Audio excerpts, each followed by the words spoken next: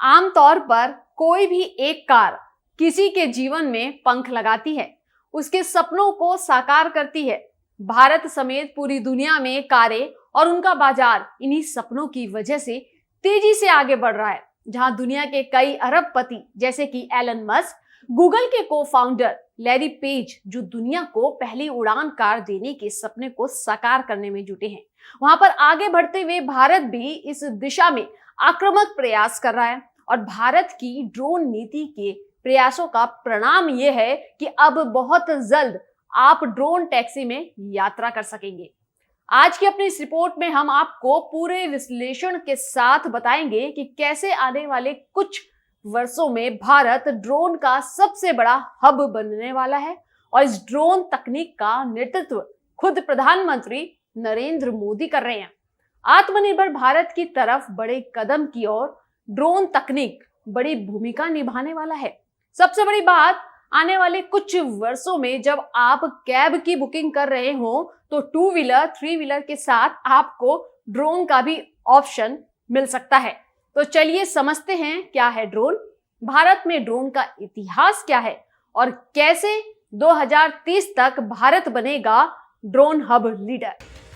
ऐसा कहना और सोचना गलत नहीं होगा कि आने वाले कुछ वर्षों में इंसानों का जीवन ड्रोन तकनीक के साथ सरल होने वाला है। ठीक उसी तरह से जैसे आज के परिवेश में कंप्यूटर और मोबाइल के उपयोग ने मानव जीवन को काफी हद तक सरल बना दिया है। अब जरा ध्यान से इस वीडियो को देखिए जो कि ड्रोन फेस्टिवल का है। इस ड्रोन फेस्टिवल में भारत की पहली ड्रोन टैक्सी का एक नमूना पेश किया गया। इस ड्रोन टैक्सी के बारे में जानने से पहले आपको ड्रोन और उसके इतिहास से जुड़ी जानकारी का पता होना बेहद जरूरी है। ड्रोन यानी अनमेन्ड एरियल व्हीकल, जिसे हम मानव रहित विमान भी कहते हैं। यह आकार में बहुत छोटे होते हैं और ये रिमोट से संचालित किए जाते हैं। ड्रोन देखने में बिल्कुल विमान जैसा दिखता है। प्राय इसको बैटरी चार्ज के जरिए उड़ाया जा सकता है। ड्रोन का इस्तेमाल उन जगहों पर करते हैं जहां इंसान आसानी से नहीं पहुंच पाता। ड्रोन को बनाने का श्रेय इराकी मूल के अमेरिकी इंजीनियर अब्राहम करीम को जाता है। अब्राहम करीम को ड्रोन टेक्नोलॉजी का पितामह भी कहा जाता है। अब्राहम करीम ने पहला ड्रोन 1973 में इजरायली सेना के लिए बनाया था। अभी तक ड्रोन का इस्तेमाल एग्रीकल्चर, डिफेंस के अलावा पुलिसिंग में भी ड्रोन का इस्तेमाल निगरानी रखने के लिए किया जाता है। लेकिन अब ड्रोन की श्रेणियों में एक और श्रेणी जुड़ चुकी है और वो है भारत की पहली ड्रोन टैक्सी। भारत की ड्रोन टैक्सी एक बार में 200 किलोग्राम वजन के साथ उड़ान भर सकती है। ड्रोन टैक्सी की बैटरी एक बार चार्ज होने के बाद अधिकतम 200 किलोमीटर तक चल सकती है। ड्रोन टैक्सी हवा में 400 फीट की ऊंचाई तक उड़ सकेगी। किसी भी एयरपोर्ट के आसपास 12 किलोमीटर तक ड्रोन टैक्सी के उड़ने पर पाबंदी रहेगी। दावा किया जा रहा है कि वर्ष 2030 तक भारत में ड्रोन टैक्सी में आप ट्रैवल कर सकेंगे।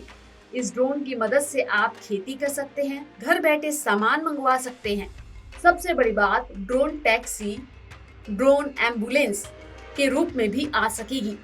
ड्रोन की श्रेणियों में अन्य श्रेणियों की बात करें तो भारत में director general of civil aviation ने ड्रोन की 5 श्रेणियां बनाई हैं, जो वजन के हिसाब से तय होती है। नैनो 250 ग्राम, माइक्रो 250 ग्राम से 2 किलो तक, स्मॉल 2 किलो से 25 किलो तक, मीडियम 25 किलो से 150 किलो तक और लार्ज 150 किलो से ज्यादा। ये कहना गलत नहीं होगा कि भारत दुनिया की सबसे बड़ी ड्रोन शक्ति बनने के लिए तैयार है। ड्रोन को लेकर आत्मनिर्भर भारत के नए नियमों के अनुसार कोई भी कंपनी अब ड्रोन के सिर्फ स्पेयर पार्ट्स ही दूसरे देशों से मंगवा सकती है और कंपनियों को ड्रोन भारत में ही बनाने होंगे, यानी कि अब ड्रोन पूरी तरह से स्वदेशी होंगे। आपको बता दें कि भारत में ड्रोन्स के आयात पर ज्यादा जोर दिया जा रहा था। वर्ष 2014 तक के आंकड़ों के मुताबिक दुनिया में सबसे ज्यादा ड्रोन्स का आयात ब्रिटेन के बाद भारत करता है। पूरी दुनिया में जितने ड्रोन्स का आयात होता है उनमें लगभग 22% की हिस्सेदारी अकेले भारत की है।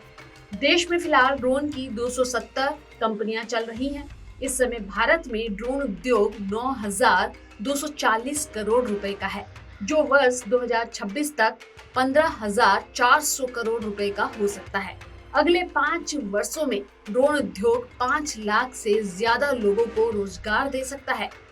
इसी आधार पर अब कहा जा रहा है कि वर्ष 2030 तक भारत ड्रोन हब बन जाएगा। तभी तो यह उत्सव सिर्फ ड्रोन का नहीं बल्कि नए भारत का उत्सव है। ऐसे में वाकई ड्रोन टेक्नोलॉजी को लेकर भारत में जो उत्साह देखने को मिल रहा है वो अद्भुत है, क्योंकि अब ड्रोन टैक्सी के आ जाने से रोजमर्रा के कामों को आसानी से किया जा सकेगा।